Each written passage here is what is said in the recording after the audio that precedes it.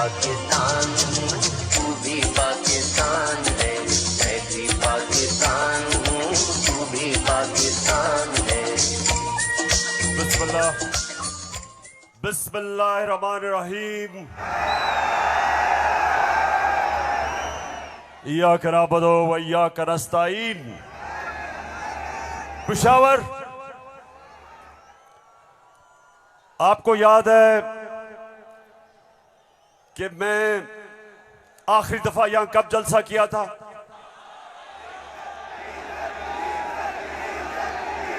जब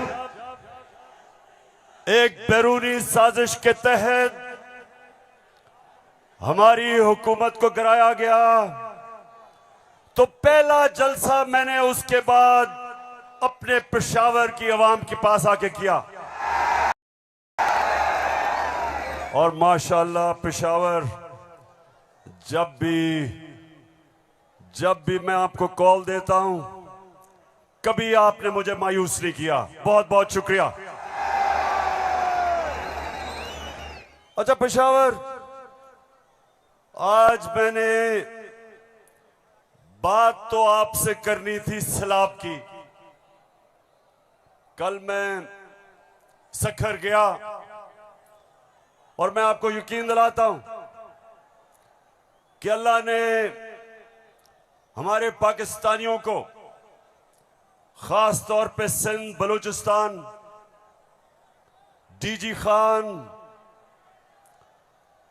राजनपुर, डीआई खान, टांक और यहां ऊपर स्वात, गिलगित बल्तिस्तान, अल्लाह ने हमें बड़े इम्तिहान में डाला है। और सिंध में खास तौर पे मैं बात तो सिंध की करना चाहता था कि बहुत हमारे सिंध के पाकिस्तानी बड़ी मुश्किलों में हैं। लेकिन मैं आज बात करना चाहता हूं,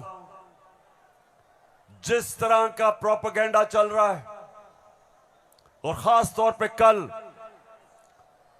एक बड़ा मुनज़्ज़म प्रोपेगेंडा चला है, तो मैं उसके ऊपर पहले बात करूंगा और फिर आपसे पेशावर मजीद बातें होंगी।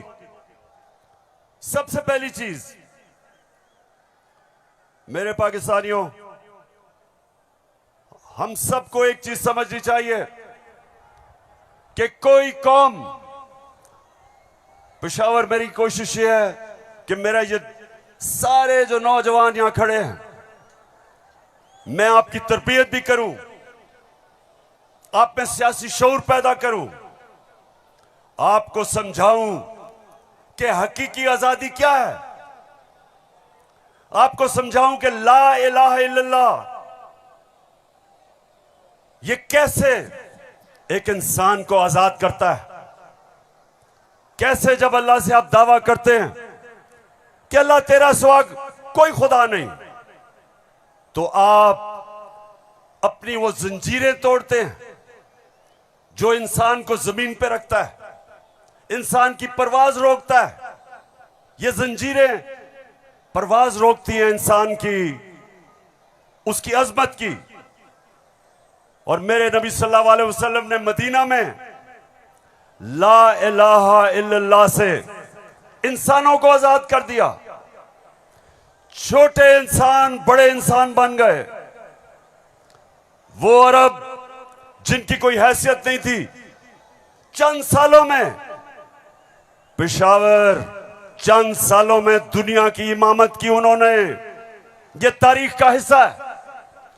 और मेरी भी कोशिश है कि मैं अपनी कौम की जो जंजीरें बंधी हुई हैं जमीन से, जो हम ऊपर परवाज नहीं कर पा रहे, मेरी भी कोशिश ये है कि मैं अपने नबी सल्लल्लाहु अलैहि वसल्लम की सुन्नत पे चलते हुए अपनी कौम को जगाऊं और कौम को आजाद करूं, ताकि ये जंजीरें टूटे और मेरी कौम ऊपर परवाज करे।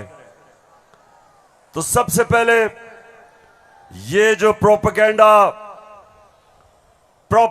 किया जा रहा है, ये जो चोरों का टोला एक अमरीकी साजिश के तहत इस मुल्क पर मुसल्लत किया गया। ये जो साजिशी टोला, ये जो इस मुल्क का 30 साल से खून चूस रहा था, आज हमारे ऊपर बिठाया गया हमारी बेहतरी के लिए नहीं, इस कौम को नीचा बनाने के लिए, कमजोर करने के लिए। और इसलिए मैं आपके पास आया हूं, दूसरी दफा आया हूं कि पेशावर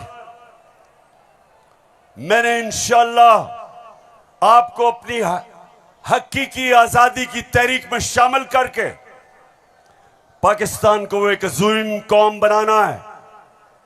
जो इलामा इकबाल की ख्वाब थी, वो कौम जो कि इंशाअल्लाह वर्ल्ड लीडर्स बनाएगी, जो खुशहाल होगी, जिधर हरे पासपोर्ट की दुनिया इज्जत करेगी, जिधर जब और इंशाअल्लाह एक दिन आएगा जब हमारे पाकिस्तानी पाकिस्तान से बाहर जाएंगे तो दुनिया कहेगी कि वो देखो पाकिस्तानी आ रहा है।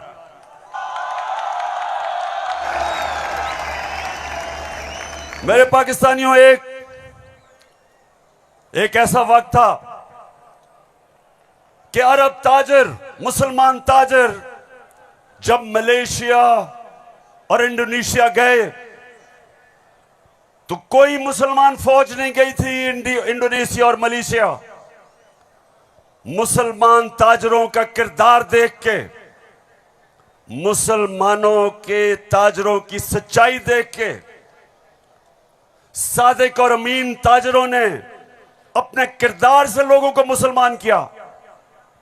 याद रखें, मुसलमानों ने फतह नहीं किया था मलेशिया और इंडोनेशिया, मुसलमानों का कैरेक्टर था जिसने फतह किया था। मैं वो चाहता हूं कि वो हमारे पाकिस्तानी बने कि जब आप दुनिया में जाएं तो लोग आपकी इज्जत करें, आपके पासपोर्ट की इज्जत करें। और वो कभी नहीं होगा जब तक आपके ऊपर ये चोर बैठे हुए हैं।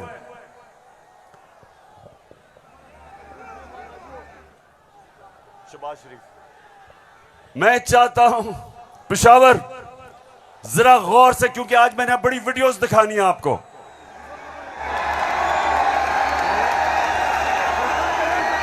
आज आप ये जलसा पूरी तरह आपकी तरबियत भी होगी और आप एंजॉय भी करेंगे। तो मैं जो आपको कह रहा था, फिर से मैं जो आपको कह रहा था कि मैं चाहता हूं कि मेरी कौम एक खुददार, गैरतमंद कौम हो, क्योंकि ला इलाहा इल्लल्लाह इंसान को गैरत देता है। जो ला इलाहा इल्लल्लाह दिल में जिसके चले जाता है, वो किसी झूठे खुदा के सामने नहीं झुकता।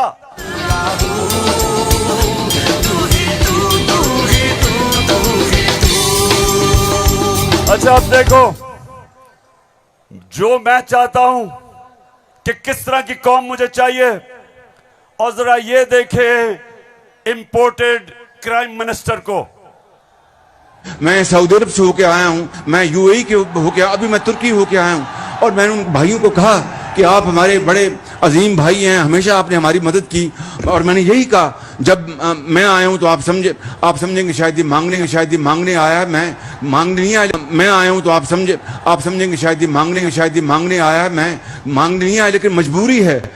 जिस तरह माजी में 75 साल में आपने हमारा हाथ बटाया है, कुछ अर्सा आप हाथ बटा। मैंने कहा मैं वादा करता हूं कि इंशाअल्लाह हम पूरी कौम, हम मिलकर दिन रात मेहनत करेंगे, पसीना गिराएंगे, अपने पांव पे खड़े होंगे। क्यों पेशावर, सुन लिया?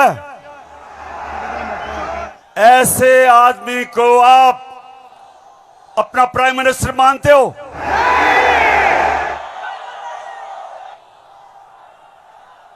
अगर ये वाकई अगर गैरतमंद प्राइम मिनिस्टर होता तो पहले जो इन्होंने अरबों रुपया चोरी करके मुल्क से बाहर रखा, पहले वो वापस लेके आते, फिर लोगों से पैसे मांगते।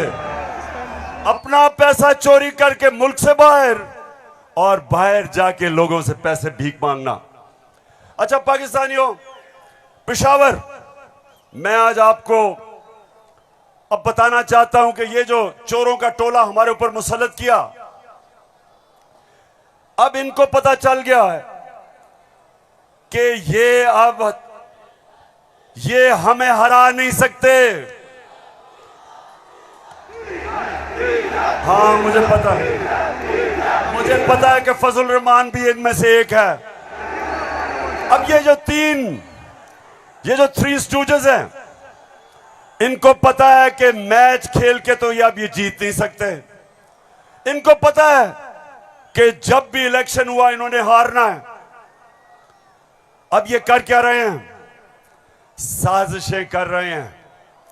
किसी तरह इमरान खान को डिस्क्वालीफाई करवाओ, केस बनाओ, कभी तोशा खाना, कभी वो इनका पालतू इलेक्शन कमीशन, कभी वो कोशिश कर रहे डिस्क्वालीफाई करने के लिए।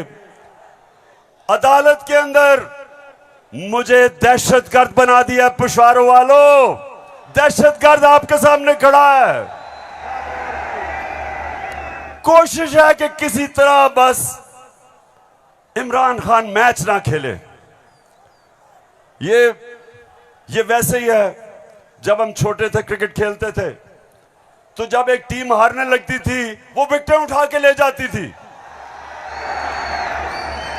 अब ये यही कर रहे हैं, मैच खेल नहीं सकते, किसी ना किसी तरह बस इमरान खान को बाहर निकालो टीम से। दूसरी चीज, और ये उससे खतरनाक चीज कर रहे हैं, पेशावर ये कोशिश कर रहे हैं कि किसी तरह पाकिस्तान की सबसे बड़ी जमात,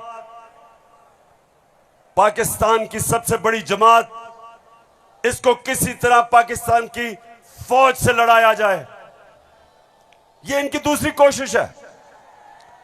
पहले डिस्क्वालीफाई करो और साथ साथ कोशिश करो कि पाकिस्तान की फौज के खिलाफ प्रोपेगेंडा करके लड़वाएं, और फिर पाकिस्तान की अदलिया के खिलाफ कि पाकिस्तान के अदारे किसी तरह तहरीके इंसाफ के खिलाफ हो और ये किसी तरह मैच जीत जाएं। बस मैं आज आपको वीडियोस दिखाने लगा हूं, और मैं उससे पहले आपको बताऊं कि कोशिश इनकी क्या है। जो कुछ मैं कहता हूं, इनका प्रोपेगेंडा सेल बैठा हुआ है, वो हर चीज को मोड़ के कोशिश करता है कि या किसी तरह अदालत मेरे खिलाफ हो या किसी तरह फौज मेरे खिलाफ हो। अब मैंने क्या कहा था? मैंने अभी चंद रोज पहले क्या कहा, परसों मैंने क्या कहा? मैंने ये कहा कि फौज का जो आर्मी चीफ होता है उसको मेरिट पे सिलेक्शन होनी चाहिए।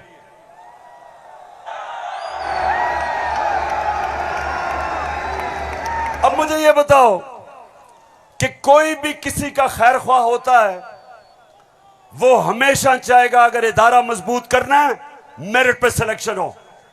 यह दुनिया का असूल है। आपने अगर फैक्ट्री सही चलानी है, ऊपर मेरिट पे आदमी बिठाओ।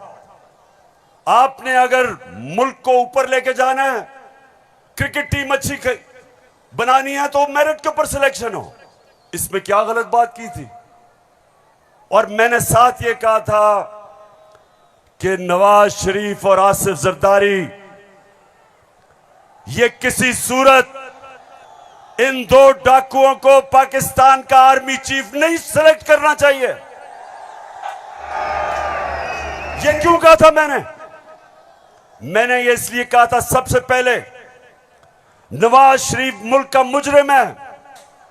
अरबों रुपए की प्रॉपर्टीज बाहर इसकी पैनमा में पकड़ा गया, सजा हुई इसको, झूठ बोल के मुल्क से बाहर भागा, मफरूर है।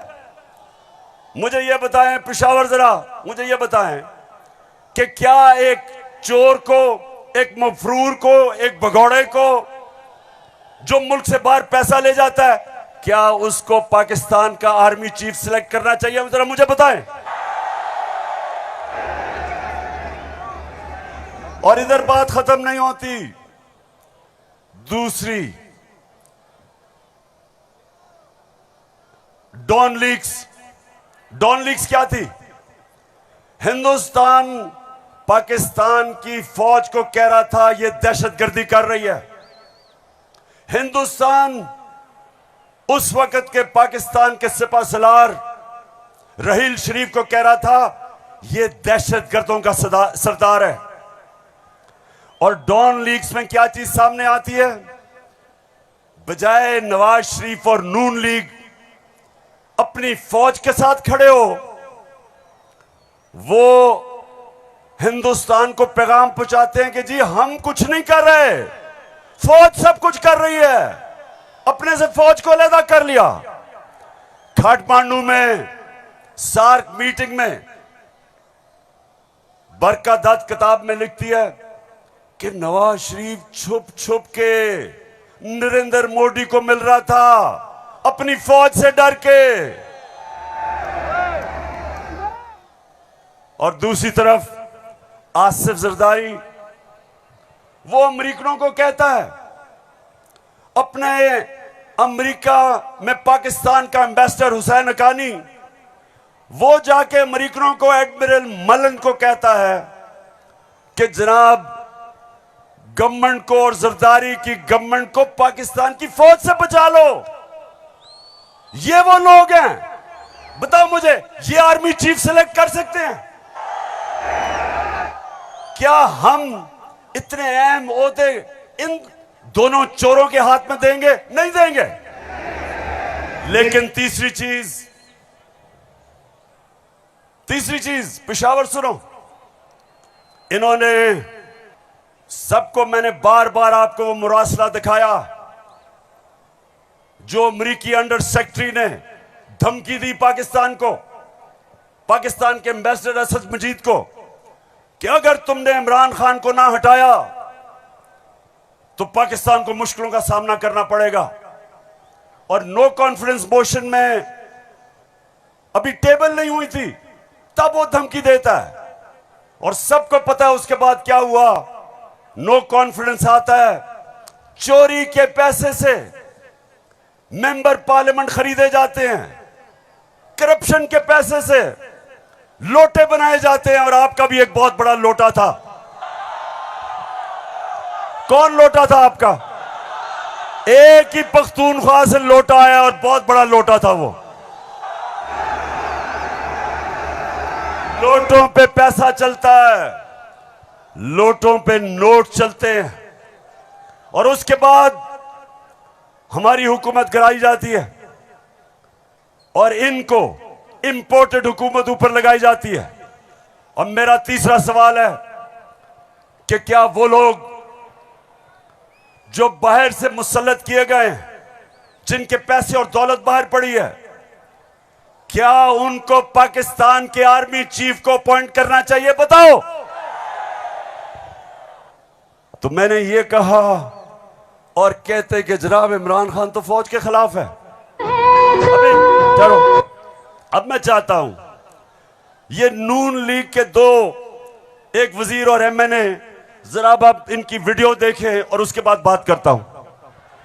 सियासी मामलात थे और जिस तरफ इस साल के आखिर में एक बड़ी तब्दीली आनी थी, उसमें तो ये नजर आ रहा था कि इमरान खान का जो गठजोड़ है ये तो अगले 15 साल रहेगा अगर इस तरह हालात रहे। और जिस तरह के उनके प्रोग्राम थे, हम सब ने डिस्क्वालीफाई होना था इस साल के आखिर में, तमाम जो अपोजिशन की लीडरशिप है। अच्छा, उनका तो ख्याल था कि मैं सफाया कर दूंगा, मैं किसी को नहीं छोड़ूंगा। तो ये आपका खदशा है? मालूमात है जी, हमारी सीरियस मालूमात। आपके ख्याल में जो आप ये लोगों को भूल जाता है, लेकिन कुछ माह पहले जो कहा कि हम नैब के कुछ 100 जज और हायर कर रहे हैं और हम सारे केसों को एक्सप्लाइट करेंगे, तो उस मैस लेवल के ऊपर मैस लेवल पे डिस्क्वालिफिकेशन होनी थी। बिगिनिंग शहबाज शरीफ डाउनवर्ड, शाहजहां अब्बासी, हसन इकबाल और ऑल ऑफ अस, सिर्फ मुस्लिम लीग नून की नहीं। आपके ख्याल में जो कोalition बनी है वो इसी वजह से बनी है कि इमरान खान साहब के तो फाशिस्ट प्लान्स थे ना इस मुल्क के ऊपर हमला करने के। तो लिहाजा ये आज मुश्किल जरूर है, लेकिन ये हमें याद रखना है जब हम मुआशरत की डिस्कस करते हैं कि यहां जमहूरियत का, हाकमियत का और वफाकियत का मामला भी मौजूद है, जिसको हमें साथ लेकर चलना है। तो इसलिए एक लार्जर कॉन्टेक्स्ट में सियासी मामला कि जो हमें लोग कहते थे, डराते थे, दबाव में लाते थे इस बात पे कि अगर फौरी तौर पर अदम एतमाद करके आप हुकूमत में ना आए तो फलां आ जाएगा, फलां बैठ जाएगा किसी चेयर पे। कोई किसी किस्म का हमें उस वक्त भी न नोटिस था न हमने लिया था, मगर इत्तेहादी जमातों के हम फैसलों पर के पाबंद थे। मैं आज भी ये बात कहने लगा हूं कि अगर कि जो हमें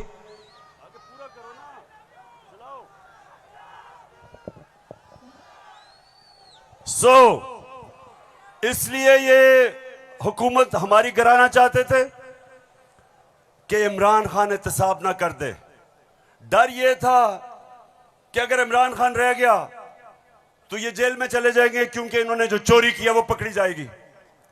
मतलब ये कि ये इसलिए गिराना चाहते थे, महंगाई वजह नहीं थी, माइशत वजह नहीं थी, वजह सिर्फ एक थी कि इन्होंने एनआरओ लेना था और 1100 अरब रुपया अपना माफ करवाया।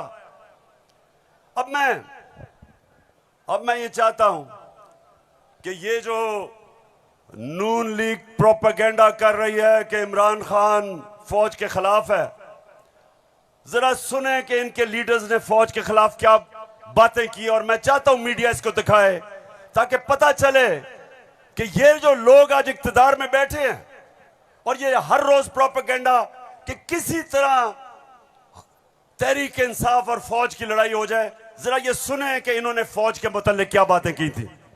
जनरल कमर जावेद बाजवा साहब, आपने हमारी अच्छी भली चलती हुकूमत को रुखसत करवाया, जजों से जोर जबरदस्ती से फैसले आपने लिखवाए।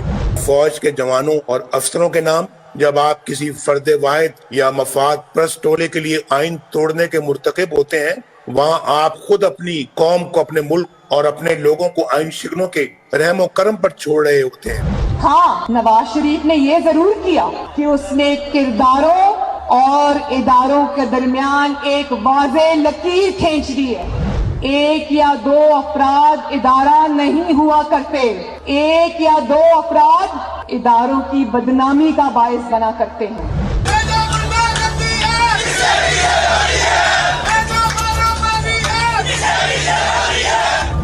जो शख्स इस किस्म की कार्रवाइयों में मुलव्वस रहा हो उसका एहतसाब होना चाहिए उसको, बल्कि इतने बड़ी बड़ी उनकी ग्लेयरिंग चीज़ें शायद 73 साल की तारीख में कभी नहीं मिलती, तो अब तो उनका एहतसाब होना चाहिए। ये इस किस्म के शख्स को कोई और ओहदा दे देना, और वो भी इतना इम्पोर्टेंट ओहदा देना, ये मैं समझती हूँ कि ये कौम के मुंह पे तमाचा है, आइन और कानून की हुकूमत के मुंह पे तमाचा है। तुम हमें सियासत बतलाते हो, अपने हुदूद में रहो, इसराइल की नौकरी न किया करो, इसराइल के वजीफों पर पलने वाले जर्नलों अपने हुदूद में रहो। बड़े बड़े रैंकों वालों से भी अपने आप को मुहतरम समझता हूँ, और अगर बिगड़ोगे तो फिर अगर हम बिगड़ गए तो अफगानिस्तान में अमेरिका का क्या हश्र हुआ, खुदा की कसम यहाँ तुम्हारा वही हश्र। तो हमारी किरदार कशी करना छोड़ दो। अगर हमने आपकी शुरू की तो पता नहीं पाकिस्तान बनने से आज तक कितने जनरलों की शुरू हो जाएगी। बेटी भाई वो अक्यूज्ड हैं, उनकी लिस्ट लेके जिस दिन हमने प्रेस कॉन्फ्रेंस की तो आपकी ईंट से ईंट बढ़ जाएगी। अभिनंदन की क्या बात करते हैं। चीफ ऑफ आर्मी स्टाफ तशरीफ लाए, पैर कांप रहे थे, पसीने माथे पे थे। सुन लिया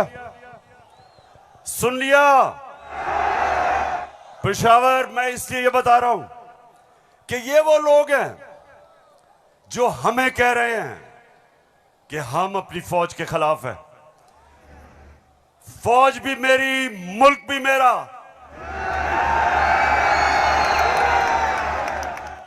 जितने इदारे मजबूत होंगे मुल्क मजबूत होगा, अदलिया मजबूत होगी मुल्क मजबूत होगा, फौज मजबूत होगी, हम आजाद हो सकेंगे। हम अपनी आजादी, हम किसी के सामने झुकेंगे नहीं, कोई मुल्क हमें फतह नहीं करेगा। जिस तरह सारी मुसलमान दुनिया में आज अजाब आया हुआ है, सोमालिया से लेके, लिबिया से लेके, सीरिया से लेके, सारी मुसलमान, अफगानिस्तान में क्या हुआ, यमन में, सारी मुसलमान दुनिया में किस तरह का अजाब आया, और हम वो पाकिस्तान है जो एक मजबूत फौज की वजह से बचे हुए हैं। तो नून लीग वाले ये समझ जाओ कि हम वो लोग हैं जो इस मुल्क के इदारे मजबूत करेंगे, और कभी अगर कोई तनकीद करते भी हैं अपनी फौज के लिए, उसकी बेहतरी के लिए करते हैं, तामीरी तनकीद करते हैं। अब वो चलाओ।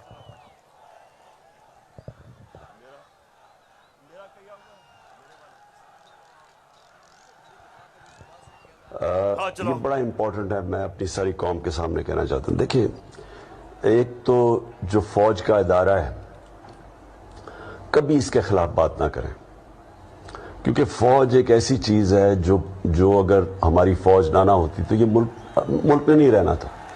इमरान खान से ज्यादा इस मुल्क को जरूरत पाकिस्तानी फौज की है, और हमें हमेशा इस इदारे को इसकी मजबूती के लिए हमें बात करनी चाहिए। और हमारे जो दुश्मन है वो मुसलसल इसको अटैक करते हैं, बल्कि ये दोनों जो prime minister, ex prime minister और प्रेसिडेंट, वो जरदारी और नवाज शरीफ, इन दोनों ने अपनी फौज को अंडरमाइन करने की कोशिश की है। ये जब गवर्नमेंट में भी थे, इन्होंने अंडरमाइन किया उसको। इन्होंने गवर्नमेंट में रहते हुए वो डॉन लीग्स क्या थी, डॉन लीग्स वो हिंदुस्तान के साथ कह रहे थे कि जी हमारी फौज की वजह से हम दोस्ती नहीं हो रही। और जो मेमो गेट था वो क्या था, वो अमेरिकनों को कह रहा था जरदारी अपने हुसैन हक्कानी के जरिए। जी शुक्रिया।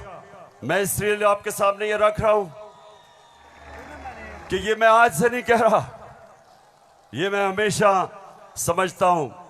और आज तो है ही 6 सितंबर। पेशावर, मुझे अभी भी 6 सितंबर याद है।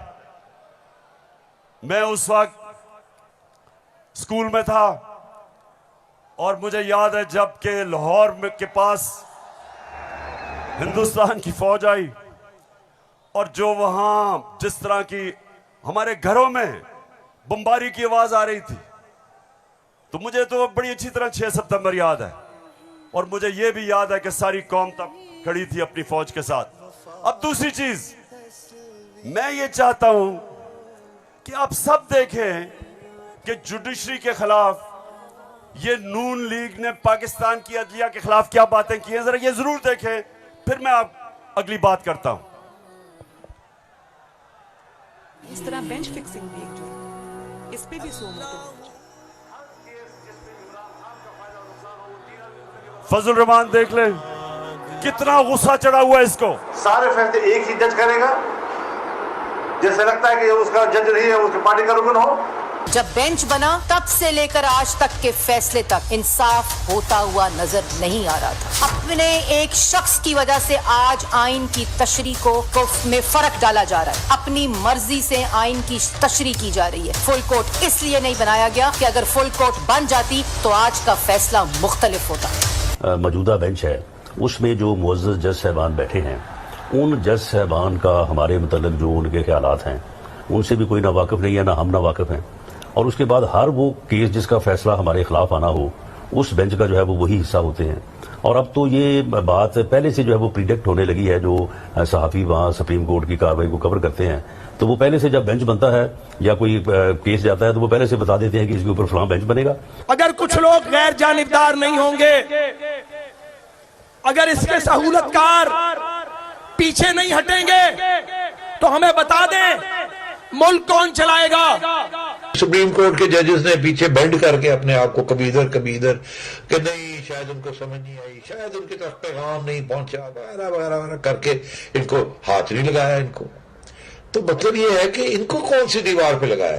तो जिस तरह मैच फिक्सिंग एक जुर्म है, इस तरह बेंच फिक्सिंग भी एक जुर्म। जब बेल का फैसला होने वाला होता था, जेल में उस दिन खबर मिलती थी कि 3 हफ्तों के लिए बेंच डिसॉल्व हो गया, नया बेंच, या कोई जज छुट्टी पे चला गया। जाता नहीं था, भेजा जाता। काजी फाइज ईसा साहब के मामले में माय लॉर्डशिप से ये पूछना चाहते हैं कि वो आपके ब्रदर जज थे ना, आपने क्या किया? तो फिर हमारी बात नोट कर लो, हम हर उस अदालत का और उस जज का घेराव करेंगे जो तुम्हारे इस गंदे और घटिया एजेंडे को परवान चढ़ाने के लिए अपोजिशन के खिलाफ जो है इक़दाम करेगा। चीफ सेक्रेटरी साहब, आपको इस बात का जवाब देना पड़ेगा। आपने इधर ही रहना है, आपके बच्चों ने भी इधर ही रहना है। कमिश्नर लाहौर साहब, आपने भी इधर रहना है, आपने सर्विस भी करनी है। इसलिए आपको ये चाहिए था कि आप इस गैर कानूनी अमल के आगे दीवार बनते और इसे बजा लाने से इनकार करते। आला अदलिया के जजेस पार्टी बनकर अगर चीफ जस्टिस वो जबान इस्तेमाल करेंगे जो इमरान खान कंटेनर पे चढ़ के करता था, तो उस जबान का वही जवाब मिलेगा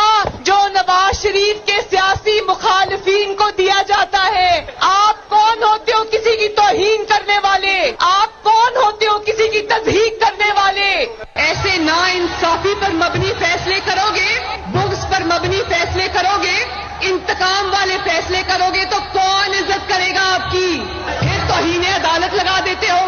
5 मेंबर बेंच ने सियासी पार्टी बना दिया पूरी अदलिया को और उसको मुस्लिम लीग नून के सामने ला के खड़ा कर दिया। क्या बताओ, मुल्क की सबसे बड़ी अदालत की इससे भी बड़ी तौहीन हो सकती है कोई?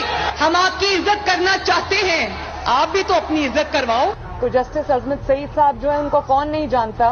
पर्सनली जाती तौर पे असरअंदाज होकर उन्होंने JIT बनवाई। बदनाम जमाना JIT को आज तक व्हाट्सएप। मैं सिर्फ आपको ये थोड़ा सा सैंपल दिखा रहा हूं कि किस तरह का ये अपने पाकिस्तान की अदलिया के खिलाफ क्या जबान इस्तेमाल की गई है। और मैं अपना आपको बता दूं, आज से 26 साल पहले जब मैंने सियासत शुरू की तो उसको इंसाफ की तहरीक का, आजाद अदलिया के लिए सबसे पहले हम खड़े हुए। जेल में वाहिद सियासी लीडर था जो आजाद अदलिया के लिए जेल में गया। 2008 की इलेक्शन बॉयकॉट की अपनी अदलिया के लिए। उसके बाद जब हम इक्तदार में आए तो इस्लामाबाद में 50 साल के बाद पहली दफा जुडिशल कॉम्प्लेक्स बनाया अपने जजेस के लिए।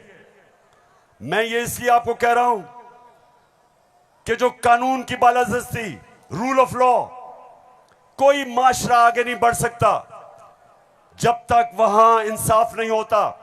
और इंसाफ देती है अदलिया। इसलिए हमने हमेशा अपनी अदलिया की इज्जत की है। ये जो नून लीग के लोग हैं जो आज जिस तरह की जबान इस्तेमाल कर रहे हैं, सोशल मीडिया पे अटैक कर रहे हैं इस्लामाबाद के चीफ जस्टिस को, ये कभी, मैं आपको ये बता रहा हूं कि मैंने कभी अपनी पार्टी को इजाजत नहीं दी कि अदलिया को अटैक करे। क्योंकि आखिर में इंसाफ होगा तो मुल्क में खुशहाली आएगी और इंसाफ अदलिया देती है। मुझे बड़ा जनाब इन्होंने कहा कि देखें इमरान खान ने कोई बड़ी गलत जबान इस्तेमाल कर दी। मैं आप सबके सामने आज ये कहना चाहता हूं कि मैं अपनी अदलिया की इज्जत करता हूं, लोअर कोर्ट्स की इज्जत करता हूं। वो लोअर कोर्ट्स जो आम इंसानों की खिदमत करते हैं और मुश्किल हालात में अगर एक मैजिस्ट्रेट ज़ेबा के खिलाफ ऐसे लगा कि मैंने कोई सख्त जबान इस्तेमाल की, उसकी वजह थी मैं शहबाज गिल को देख रहा था, उसके ऊपर तशद्दुद हुआ, उसको जिसको कहते हैं कस्टोडियल टॉर्चर, उसको हवालात में बंद करके तशद्दुद किया गया, नंगा किया गया। और उसकी जब हमने देखा उसके हालात और उसके ऊपर प्रेशर डाला गया कि मेरे खिलाफ स्टेटमेंट दे, मेरे ही उसके ऊपर अगर ज्यादा ऐसे लगा सख्त स्टेटमेंट है, ये मेरा मकसद नहीं था। कभी मैं ये नहीं समझ सकता कि मैं किसी जज को धमकी दूं, लेकिन मैं आज सबको ये कहना चाहता हूं कि इस मुल्क में जब तक इदारे मजबूत और ताकतवर नहीं होंगे मुल्क ऊपर नहीं आएगा। आज अगर मगरिब के अंदर खुशहाली है तो वहां इंसाफ है। जितना ज्यादा इंसाफ और कानून की बालादस्ती उतना खुशहाल माशरा। तो मेरी तो पहले दिन से यह स्ट्रगल है। तो पेशावर सबको मैं आज पैगाम देना चाहता हूं कि ये जो कोशिश की जा रही है तहरीक इंसाफ को इदारों से लड़ाने की, ये कौम सब समझ गई है। कौम में सियासी शऊर आ गया है। लोग एक एक चीज, कभी भी पाकिस्तान के अंदर अवाम और बच्चे और नौजवान और मेरी ख्वातीन बहनें, कभी इस तरह का शऊर और बेदारी नहीं थी जो अल्लाह के फजल से आज पाकिस्तान में है। तो ये जो चोरों का टोला, ये जो बार बार कोशिश कर रहा है कि तहरीक इंसाफ को दीवार से लगाया जाए, सब सुन लो कि जितना तुम मुझे दीवार से लगाओगे उतना मैं और तुम्हारे से मुकाबला करूंगा, लड़ूंगा तुम्हारे से।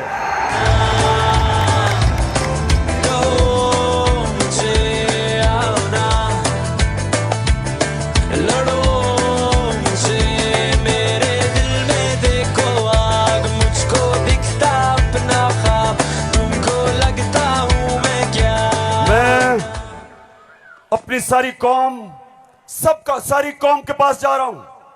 7 महीने से मैं पब्लिक में हूं, हर शहर में जा रहा हूं, अपनी कौम को तैयार कर रहा हूं कि मेरे पाकिस्तानियों, जब मैं तुम्हें कॉल दूंगा तुमने निकलना है मेरे साथ। कहती है ये राहे अमल, आओ हम सब साथ चले, मुश्किल हो या आसानी, हाथ में डाले हाथ चले, धड़कन है पंजाब मगर दिल अपना मेहरान है।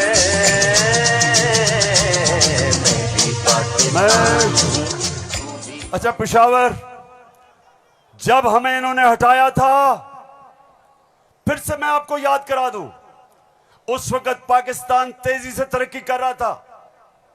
जो इस हुकूमत ने जो किताब माइशत के ऊपर शाया की, जिसको कहते हैं इकोनॉमिक सर्वे ऑफ पाकिस्तान, उसके अंदर पाकिस्तान 17 साल के बाद सबसे तेजी से हमारी माइशत ऊपर जा रही थी। 5.6 और चौथे साल 6%। आज IMF कह रहा है, आलमी इदारा कह रहा है कि 6% से अब हमारी माइशत 1% से भी कम पे जा रही है। यानी माइशत सुकड़ रही है, बेरोजगारी बढ़ रही है, फैक्ट्रियां बंद हो रही हैं, किसान जिसने रिकॉर्ड पैदावार की थी उसकी पैदावार नीचे जा रही है, क्योंकि बिजली और फजलुर रहमान की कीमत ऊपर चली गई है। ट्यूबवेल के लिए जो डीजल चाहिए वो महंगा हो गया। बिजली, अच्छा बिजली के बिल जिन जिन के पास आए हैं, जरा मुझे हाथ खड़े करके बताएं, कभी पाकिस्तान की तारीख में इतनी महंगी बिजली नहीं थी।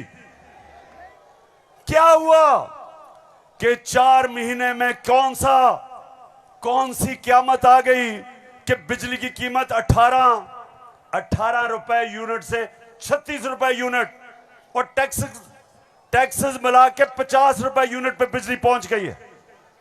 गंदम 850 रुपए पे 20 kg मिलती थी, आज कराची के अंदर 2000 रुपए पे नहीं मिल रही। बलूचिस्तान में देखें गंदम की कीमत किधर गई। हमारे दौर में, ये जरा गौर से सुने, हमारे दौर में तेल इंटरनेशनल मंडी में 103 से 115 डॉलर पे बिकता था, आज वो पहुंच गया 96 डॉलर पे। तेल की कीमत इंटरनेशनल मंडी में कम हो गई है, लेकिन हमारे दौर में 1 लीटर पेट्रोल 150 रुपए और 1 लीटर फजलुर रहमान 145 रुपए, आज 234 पे पहुंच गया। बिजली दुगनी, पेट्रोल डीजल ऊपर, सब कुछ महंगा और रुपया गिर रहा है। IMF के प्रोग्राम के बावजूद रुपया गिर रहा है। IMF ये कहता है कि आगे पाकिस्तान के जो माशी हालात है वो और बिगड़ने वाले हैं, बिजली की कीमत अभी और बढ़ेगी, GST लगेगा 17%, कीमत और ऊपर, पेट्रोल डीजल और ऊपर। तो मेरे पाकिस्तानियों, आज हम नहीं, IMF कह रहा है कि पाकिस्तान श्रीलंका की तरफ जा रहा है, यानी माशी तबाही की तरफ जा रहा है। तो सवाल आज ये है कि वो कौन थे, वो कौन मुजरिम थे, इस कौम के गद्दार थे जिन्होंने बैरूनी साजिश का हिस्सा बन के इस मुल्क में आपकी हुकूमत कराई और इन चोरों को लेके आए।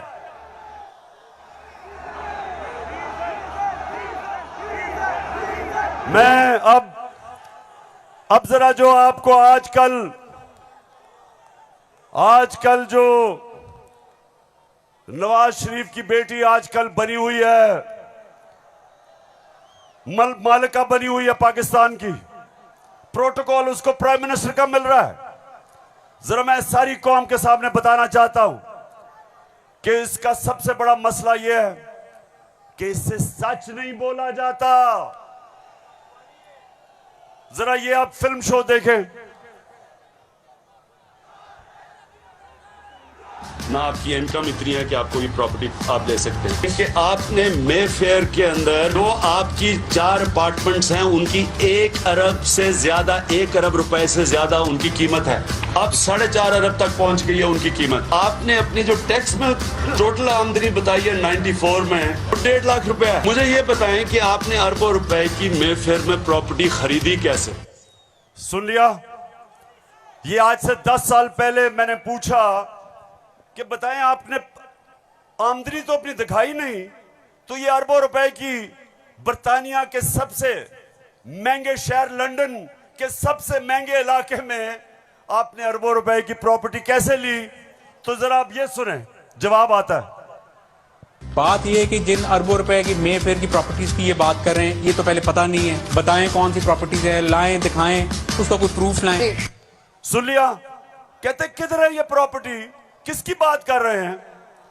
अब ये जरा मरियम बीबी को भी सुन लो कि इस तरह मुझे लगा कि आप लोगों को बेवकूफ नहीं बना सकते। मेरी सेंट्रल लंदन में प्रॉपर्टीज तो दूर की बात है, मेरी पाकिस्तान में भी कोई प्रॉपर्टी नहीं है। मैं अपने वालिद के साथ है और मुझे समझ नहीं आई कि मेरी और मेरी वालदा की और बहन भाइयों की प्रॉपर्टीज ये कहाँ से निकाल के ले आए हैं। मेरे नाम पाकिस्तान में कोई प्रॉपर्टी नहीं है, ये तो इंग्लैंड की बात है। सुन लिया पेशावर, सुन लिया आपने, मेरी बहनों आपने सुन लिया कि लंदन तो छोड़े मेरी पाकिस्तान में भी कोई प्रॉपर्टी नहीं है। मेरे तो बहुत बुरे हालात हैं। अब मरियम बीबी को नहीं पता था कि एक इंटरनेशनल इंकशाफ होता है, पैनामा पेपर्स। दुनिया में जो सीक्रेट डॉक्यूमेंट्स हैं वो लीक हो जाती हैं। बड़े बड़े दुनिया में प्राइम मिनिस्टर और वजीर सब पकड़े जाते हैं, उसमें हमारे शरीफ खानदान भी फंस जाता है। नवाज शरीफ, मरियम नवाज, हसन नवाज और हुसैन नवाज के बैरून मुल्क खुफिया असासों का इंकशाफ। पनामा लीक्स ने बैरून मुल्क खुफिया दौलत का भांडा फोड़ दिया। सुन लिया, अब ये सुना, ये इंकशाफ हो गया। जब इंकशाफ हुआ तो मरियम के भाई हुसैन शरीफ क्या कहते हैं, ये जरा सुन लें। मैं इस बात को तस्लीम करता हूँ कि अल्हम्दुलिल्लाह पाक लेन के ऊपर जो अपार्टमेंट्स हैं वो अल्हम्दुलिल्लाह हमारे हैं। मैं इस बात को तस्लीम करता हूँ कि उनको ऑफशोर कंपनीज नेस्कॉल लिमिटेड और नीलसन लिमिटेड जो है उनको ओन करती हैं। और मैं आपको ये भी अर्ज करता हूँ उनको होल्ड कर रही है इस वक्त मरियम नवाज शरीफ, मेरी हमशीरा जो है। पेशावर सुन लिया कि छुपाई हुई थी प्रॉपर्टीज। एक हदीस है कि शैतान आप इंसान के गुनाह दुनिया में नशर कर देता है। वो दुनिया में नशर हो गए, उन्होंने कहा हमारी प्रॉपर्टीज नहीं, प्रॉपर्टी सामने आ गई। अब ये मैं आपको समझाने की कोशिश कर रहा हूं। असल में नवाज शरीफ की प्रॉपर्टी थी। मरियम बेचारी के पास किधर से पैसा आया? पैसा तो नवाज शरीफ का था। क्यों छुपा रहा था? क्योंकि आपके चोरी का पैसा था, अवाम से पैसा चोरी किया था। चोरी और करप्शन में क्या फर्क? चोरी होती है जो जेब कुतरा करता है, जो आपके घर में चोरी होती है, जो साइकिल चोरी होता है, मोटरसाइकिल, इंसान को नुकसान पहुंचता है। करप्शन, मुल्क का पैसा चोरी करने को करप्शन कहते हैं, और मुल्क तबाह होते हैं करप्शन से। जो पैसा आपकी तालीम पे, अस्पतालों पे, सड़कों पे, गुर्बत कम करने पे, जो पैसा वहां खर्च करना होता है इनकी जेबों में चला जाता है, मुल्क से बाहर चला जाता है। इसलिए कौम में गरीब इसलिए नहीं होती कि उनके पास वसाइल नहीं है, असासे नहीं है। कौमें गरीब तब होती हैं जब उनके अपने सरबराह मुल्क को पैसा चोरी करके बाहर ले जाते हैं। तो ये जो आज हमारे ऊपर मुसल्लत किए हुए हैं, सारी कौम तैयार हो जाए। मैं कभी इनको कबूल नहीं करूंगा, मैं कभी इनकी गुलामी कबूल नहीं करूंगा। खबर तकम इस्तोर माल रोड़ा लड़श पे खबर तकम इस्तोर माल रोड़ा ताजा ताजा गुलुना द्रेसलोर माल रोड़ा ताजा ताजा गुलुना द्रेसलोर माल रोड़ा। पेशावर हाथ खड़ा करके बताओ आप तैयार हो जब मैं आपको कॉल दूंगा? आपने सब तैयार होना है। जिस तरह मैं आपको कह रहा हूं, कहता रहा हूं, मैं हूं आपका कप्तान और आप मेरी टीम हो। और ये वर्ल्ड कप हमने पाकिस्तान की हकीकी आजादी के लिए जीतना है। एक अजीम मुल्क बनाना है पाकिस्तान को। हमेशा आजाद मुल्क ऊपर जाते हैं, गुलाम मुल्कों की परवाज नहीं होती। हम ये नहीं चाहते कि हम किसी दुनिया के मुल्क से लड़ाई करें। हम अमेरिका को, मैं बार बार कहूं कि अमेरिका, हम अमन में आपके साथ हैं, किसी जंग में हम आपके साथ नहीं हैं। हम दोस्ती चाहते हैं, लेकिन हम किसी सूरत आपकी गुलामी नहीं चाहते। हम अपनी जमीन नहीं इस्तेमाल होने देना चाहते किसी और लड़ाई के अंदर। हम नहीं चाहते कि हमारी जमीन इस्तेमाल हो किसी भी दुनिया के मुल्क के ऊपर आप किसी किस्म की जारियाना कार्रवाई करें। हम ये नहीं चाहते। हम फिर से कहते हैं, हम अमन में सबके साथ हैं। हम तो हिंदुस्तान से भी अच्छी दोस्ती करेंगे, लेकिन पहले कश्मीरियों को उनका हकूक दो, उनकी स्टेटहुड वापस करो। हम हिंदुस्तान से भी बातचीत कर लेते, लेकिन हम किसी सूरत अपनी आजादी के ऊपर सौदा कभी नहीं करेंगे। मेरे साथ हो पेशावर, साथ हो मेरे। तो फिर से जाते हुए आखिरी बात, आप सब ने तैयार रहना है। मैं आपको कॉल दूंगा इस्लामाबाद की, और वो कॉल होगी इस मुल्क को इन